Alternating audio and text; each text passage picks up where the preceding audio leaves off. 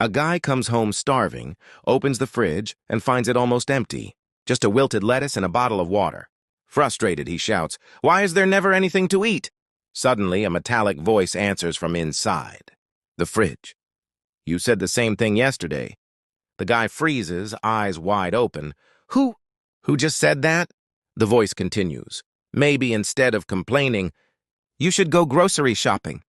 Terrified, he slams the fridge door shut and stumbles back, breathing heavily. Then his mom laughs from the kitchen.